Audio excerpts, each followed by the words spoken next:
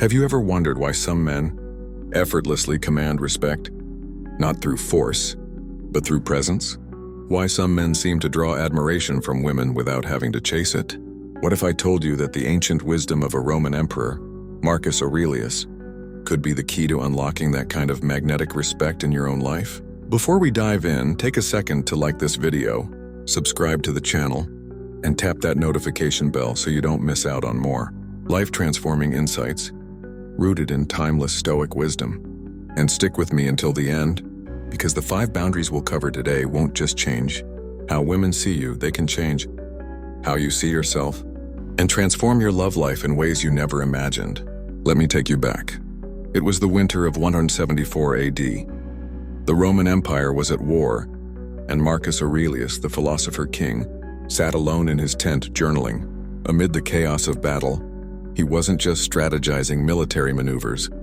He was reflecting on how to remain grounded, how to uphold dignity, and how to be a man of virtue in a world that often rewarded ruthlessness. Fast forward to today, and his private writings, what we now call meditations, offer a roadmap to becoming the kind of man who earns not just respect, but reverence.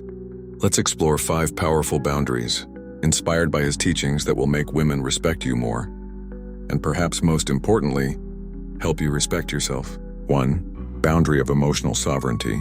Marcus Aurelius wrote, "You have power over your mind, not outside events. Realize this and you will find strength." Let me ask you something personal. Have you ever been in love? I don't mean a crush. I'm talking about the kind of love that grabs you by the soul. The kind that keeps you up at night thinking about her smile, her laugh, her eyes. Maybe it started with butterflies, a first kiss under dim lights, or a late-night conversation that made the rest of the world fade away. Now, have you ever felt yourself lose control in that love? I want to tell you a story. A man, let's call him Daniel, was madly in love. He met Sarah during college. She was magnetic, wild, unpredictable, the kind of woman who could make you feel like the only man in the universe, then disappear into her own world the next day. At first, Daniel thought he was just passionate. He believed that real love meant being all in, emotionally, mentally, spiritually. But slowly, Sarah's moods became his moods. If she was happy, he was on top of the world. If she was angry, he spiraled. If she pulled away, he panicked. He stopped going to the gym.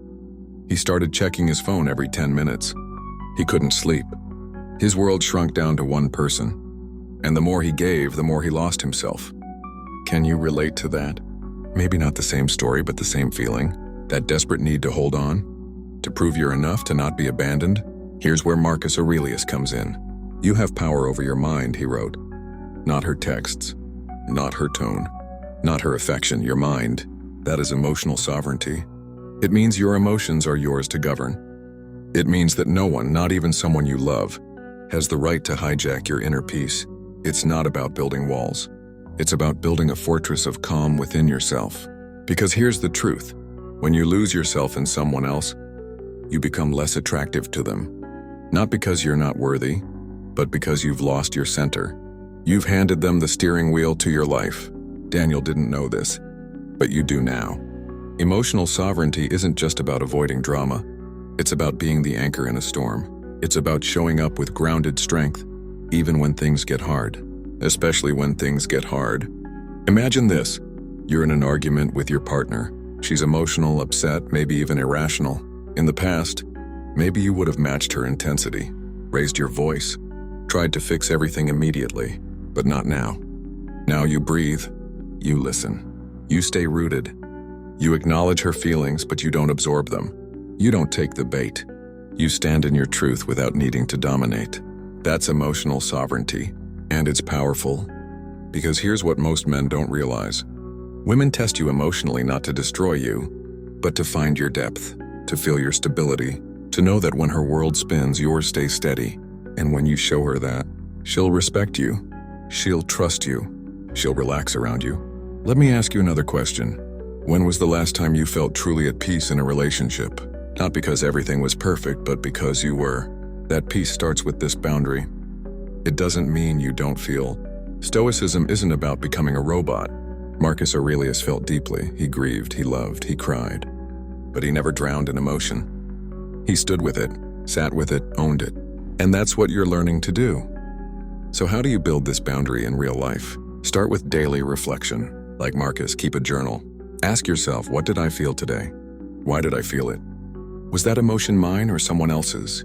Then create space before you react. Someone texts something upsetting. Don't reply instantly, breathe, give it an hour. Let the emotional storm pass before you decide how to respond.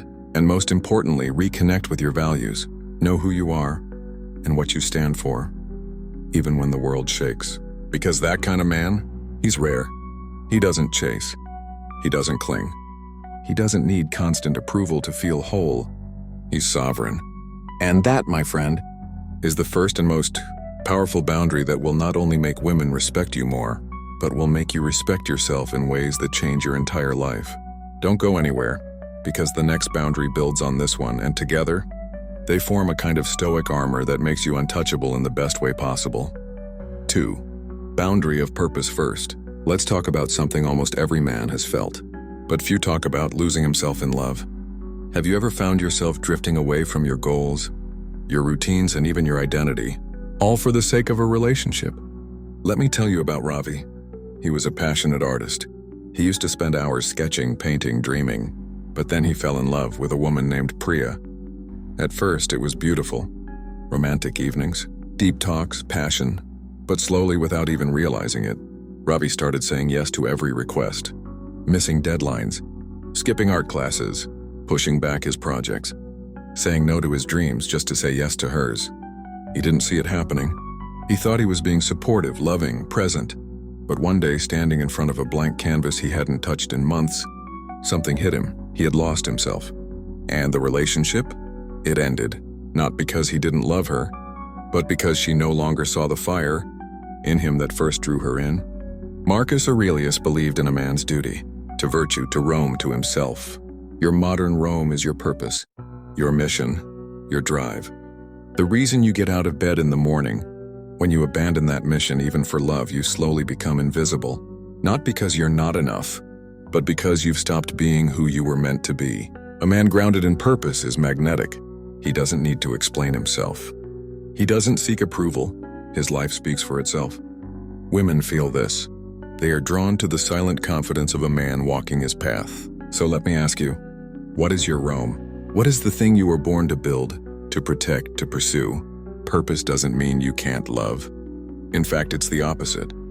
A man deeply in tune with his mission brings more depth, passion, and direction into every relationship.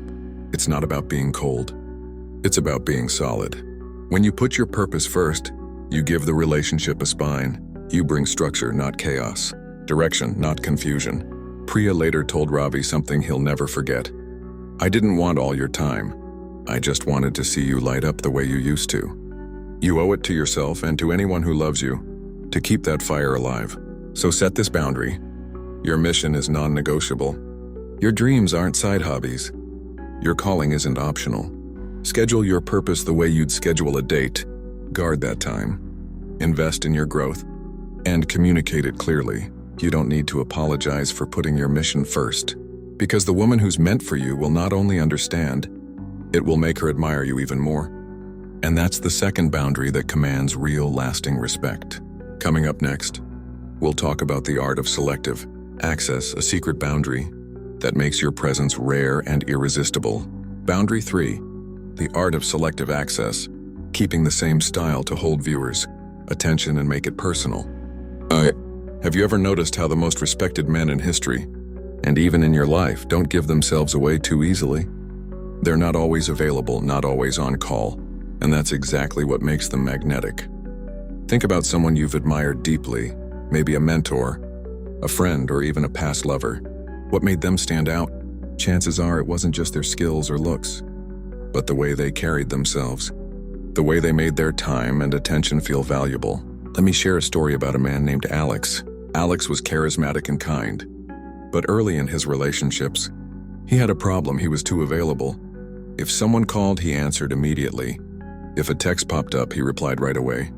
He wanted to be seen as easygoing and always there. But over time, he noticed something strange. Women he dated started taking him for granted. They expected him to drop everything, and his presence felt less special. One day, after yet another disappointment, Alex asked himself a tough question. Why don't they respect me the way I want to be respected? Then he stumbled on a line from Marcus Aurelius that changed everything. If it is not right, do not do it. If it is not true, do not say it. This wasn't just about truth, it was about boundaries, about valuing his own time and space. Alex decided to try something different. Instead of answering every call or text instantly, he began creating space. He didn't reply immediately. He focused on his work, his hobbies, his friends. He guarded his time like a precious resource because it was. At first, it felt uncomfortable. His phone buzzed with unread messages and he worried what people might think. But slowly something shifted. Women started noticing. They saw that Alex wasn't just another guy chasing attention. They sensed his confidence in choosing when to show up. His presence became a gift, not an expectation. Here's the key. Selective access isn't about playing games or being distant. It's about respecting yourself enough to control your time and energy. When you decide when and how to engage, you set a powerful boundary that commands respect. Let me ask you this. When was the last time you felt your time was truly your own? Not interrupted, not demanded, but fully yours? This boundary says I am a man with priorities and my time is valuable. It tells others you won't be taken for granted, and that your presence is a privilege, not a given. Marcus Aurelius lived in a world of constant demands, wars, politics, family, but he chose when to engage deeply and when to step back. That balance gave him strength. Imagine this in your own life.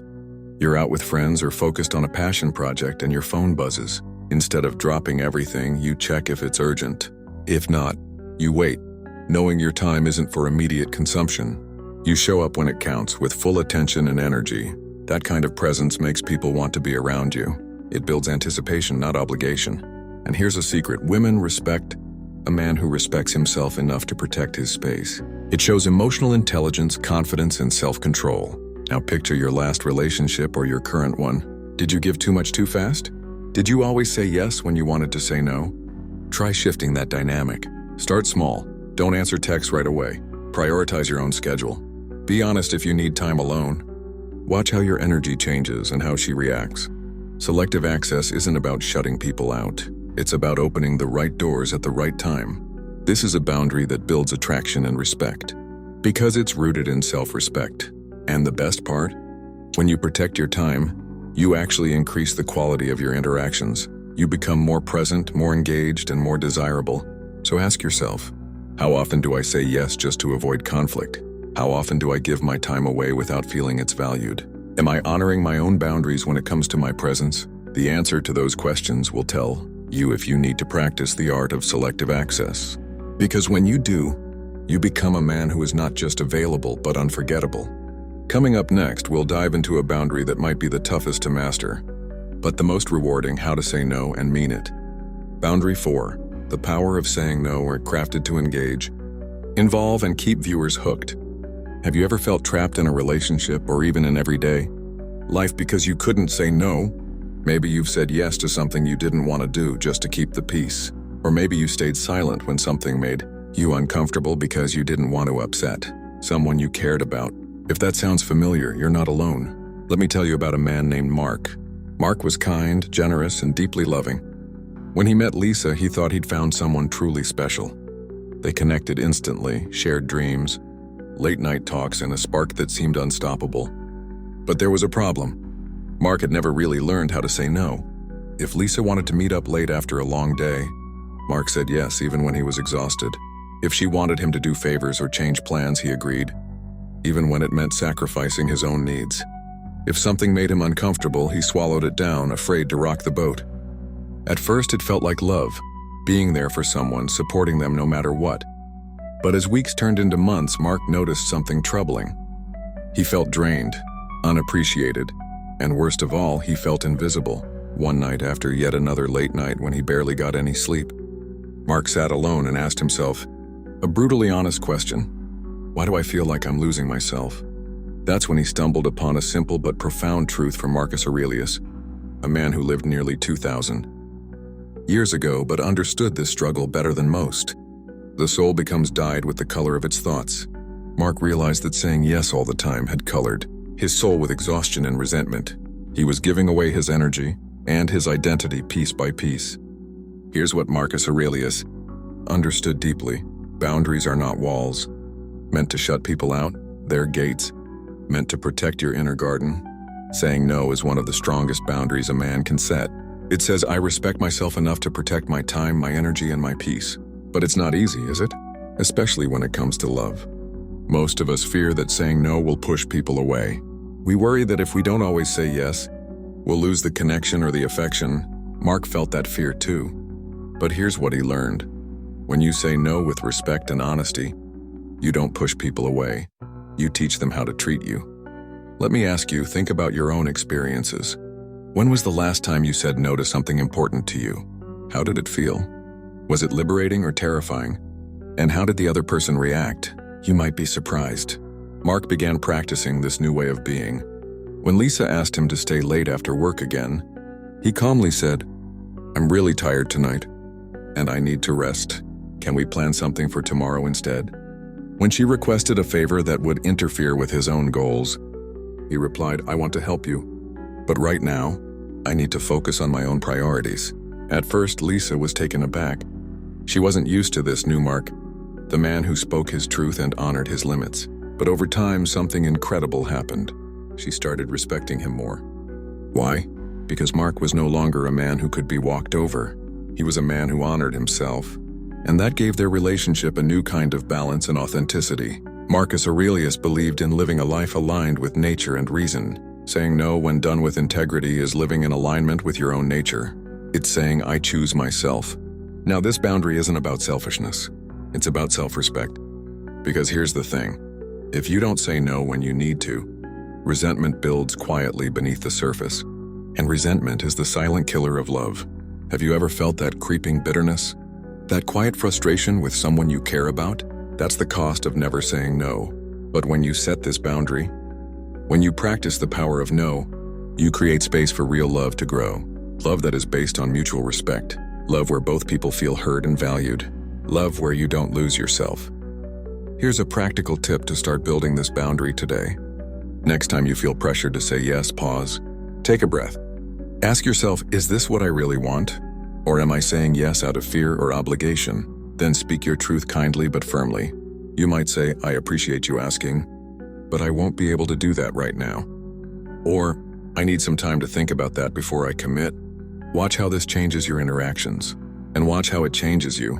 Because setting this boundary doesn't just make women respect you, it makes you respect yourself more deeply. And that's the foundation of any meaningful relationship. Remember, Marcus Aurelius didn't just teach strength through endurance. He taught strength through wisdom and clarity. Saying no is a wisdom. It's a clarity. It's a declaration that your inner world matters. So I want you to reflect for a moment. What's one thing you've been saying yes to, but deep down you wish you could say no? Can you imagine what your life would feel like if you honored that feeling? What if you could say no and still keep love? That's the power of this boundary. It's not about losing love.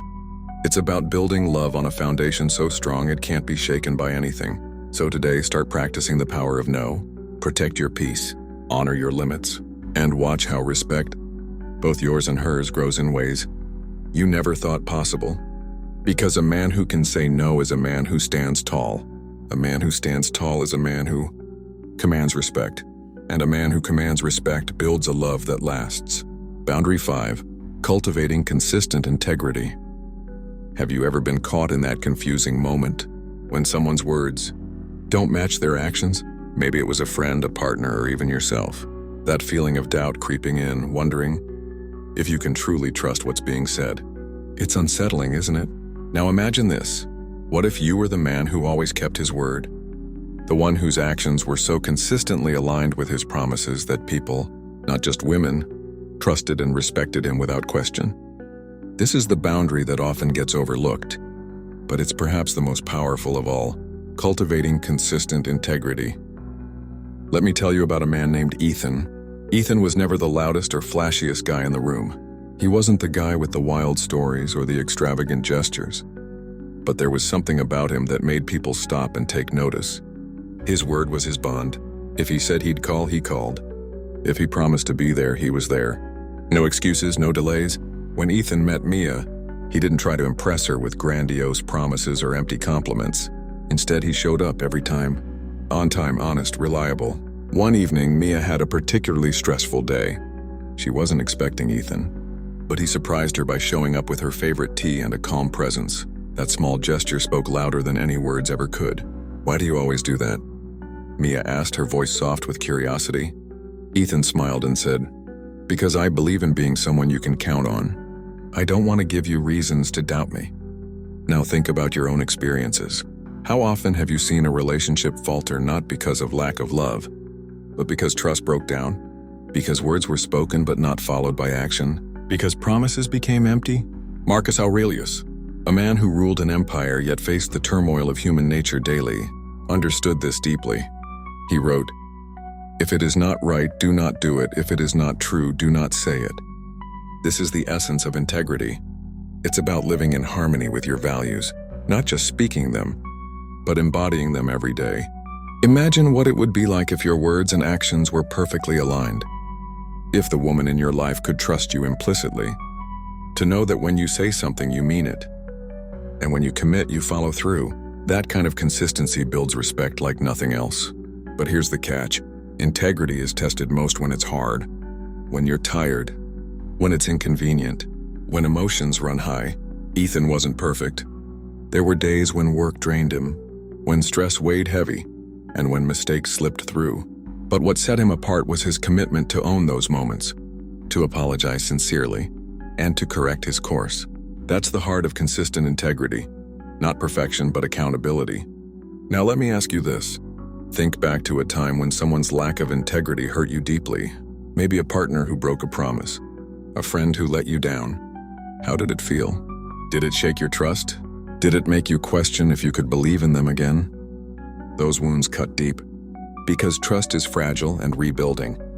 It takes time and unwavering consistency. So how do you cultivate this boundary in your own life? Start small. Be honest with yourself first. What promises do you make casually? Maybe to yourself, or to others that you don't always keep? Is it showing up on time? Returning a message? Being emotionally present? Next, commit to following through. When you say you'll do something, no matter how small, do it. If you mess up, own it. Apologize sincerely. Make amends. This honesty doesn't make you weak, it makes you human. It shows strength, and strength commands respect. Women, and people in general, are drawn to men who are reliable. Men who don't just talk about values, but live them daily. Because at the end of the day, love isn't just about passion or chemistry. It's about trust. It's about knowing someone is real, steady, and true.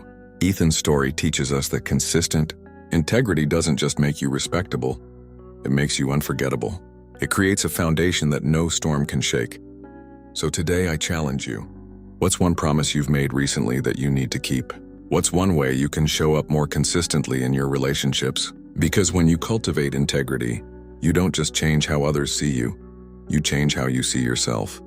And that's the kind of change that builds lasting love. Build these into your life, and you'll discover something Marcus Aurelius knew all too well. That true respect starts within and radiates outward like fire from a forge.